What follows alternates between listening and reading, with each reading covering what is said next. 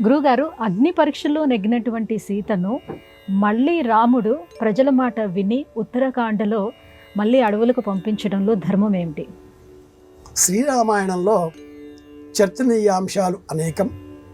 అందులో ఇది కూడా ఒకటి. వందల సంవత్సరాలుగా వేల మంది పండితులు ఈ ప్రశ్న పైన తమ తమ వ్యాఖ్యానాలను అందించి ఉన్నారు. అవన్నీ కూడా మనకు ప్రామాణికములే. సీత అన్న శబ్దం మనం విన్నప్పుడు నాగటి చాలులో లభించిన అయోనిజ. శ్రీరాముడు అనగానే యజ్ఞం కారణంగా వరప్రసాదంగా యజ్ఞ ఫలంగా లభించిన పురుషోత్తముడు సాక్షాత్ శ్రీమన్నారాయణమూర్తి అనే భావాలు మనకు కలిగి తీరాలి. అలాంటి అయోనిజ అయిన సీత ఉత్తరాఖండలో ఒక తీక్ష్ణమైన ప్రతిజ్ఞ చేసే సందర్భం ఏర్పడి అనంతరం రామచంద్రమూర్తి పలికిన పలుకులకు మళ్ళీ వనవాసం చేయవలసి వచ్చింది. ఎంతవరకు ఇది వాక్కు సత్యం? ఇలాంటి చర్చలు చేసినప్పుడు రాజానుమతో ధర్మ, రాజు ఏది ఆచరిస్తాడో అది ధర్మం, ఏది బోధిస్తాడో అది శాసనం. ప్రజలు రాజానుమతో, రాజు ఎలా జీవించాడో అలా అనుసరించే ప్రయత్నం చేస్తారు. రాజు ప్రజలకు దృష్టాంతంగా ఉండాలి. ఎక్కడో లంకలో ఆత్మీయులైన వానరుల మధ్యన అగ్ని ప్రవేశం చేసిన సీతను అయోధ్యానగర ప్రజలు చూడలేదు. అయోధ్యానగర వాసులకు ప్రత్యక్ష ప్రమాణం లేదు. ప్రత్యక్ష ప్రమాణం లేకుండా తత్ప్రమాణ జ్ఞానం మాత్రమే ఉన్నది. అందరు ప్రజలు జ్ఞానులు కారు, సాధారణ ప్రజలు ఉంటారు. భద్రుడు అనే ఆ చారుడికి అయోధ్య నగరంలో రథాలు వెళ్ళే మార్గంలో ఉండే ధనికులైన కొందరు పౌరులు, రథాలలో వెళ్ళేటటువంటి వారు అనుకుంటూ ఉండగా విన్నారు.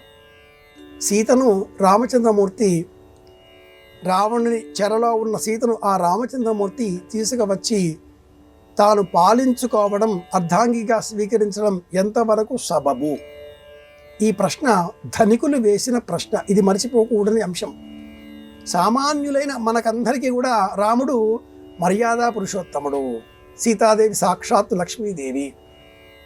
కానీ సింహాసనంలో ఉన్న ఆ చక్రవర్తి ఇప్పుడు పుంసాం మోహన రూపాయ అని మనం కీర్తించేటటువంటి ఈ రామచంద్రమూర్తి ఇప్పుడు ఆత్మానం మానుషం మన్యే, మనిషి వలె ఉన్నాడు, మనిషి వలె ప్రవర్తించాలి.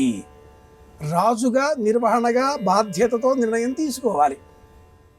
కాబట్టే సీత అడిగిన అనంతరం సీత తనకై తాను నాకు మళ్ళీ వనములకు వెళ్ళాలి అని ఉందండి. ఉత్తరాఖండ్ని ప్రత్యేకంగా చదివితే ఈ అంశం తెలుస్తుంది. వాళ్ళెవరో చెప్పారని రాముడు పంపలేదు, సీత అడిగింది అని పంపాడు. రాముడు ఏది చేసినా ఎవరైనా ఏదైనా అడిగితే చేస్తాడు. సీత అడిగింది, ఇది మర్చిపోకూడదు. సీత అడిగిన అనంతరం భద్రుడు చెప్పిన మాటలను జ్ఞాపకం తెచ్చుకొని 8 మంత్రులను పిలిచి, అనంతరం భరతుడు, లక్ష్మణుడు, శత్రుఘ్నుడు అందరినీ కూడా పిలిచి అందరికీ విషయం చెప్పి అందరి అభిప్రాయాలు తీసుకొని అనంతరం లక్ష్మణుడిని సీతను వాల్మీకి ఆశ్రమంలో దించి రమ్మని పంపించాడు. అడవులకు పంపలేదు, ఆశ్రమానికి. సీత అడిగిన అనంతరం. అలాగే కుశలవులకు సీత జన్మను ఇచ్చే సమయంలో కూడా ఆశ్రమంలో ఆ రోజున ఆ రాత్రి శత్రుఘ్నుడు అక్కడ కాపలా ఉన్నాడు. రక్షోహణ మంత్రములన్నీ కూడా చదివి వాల్మీకి నవజాత శిశువులకు రక్షలు ధరింపజేసిన అనంతరం రాక్షస వధ నిమిత్తమై, యుద్ధం చేసే నిమిత్తమై శత్రుఘ్నుడు తన మార్గానుదాలు వెళ్ళాడు. ఇది ఉత్తర రామాయణంలో మనం గమనించవలసిన అంశం. అలా పంపాడు. రాముడు నిర్దయుడు అనుకోకూడదు, అది అర్ధజ్ఞానం అవుతుంది. తెలిసి కాబట్టే రాముడు, సీత హృదయం తెలుసు కాబట్టే రాముడు ఇలా ప్రవర్తించాడు. రాముడు లోకానికి ఆదర్శప్రాయుడిగా ఉండాలి అని తెలిసి మాత్రమే సీత ఇలా అడిగింది. కాబట్టి వాళ్ళిద్దరూ అన్యోన్య దంపతులు, ఆదర్శ పురుషులు రాముడు, ఆదర్శ మహిళ సీత, ఆదర్శ దంపతులు సీతారాములు, ఆదర్శ కథ రామాయణం. ఇది విషయం.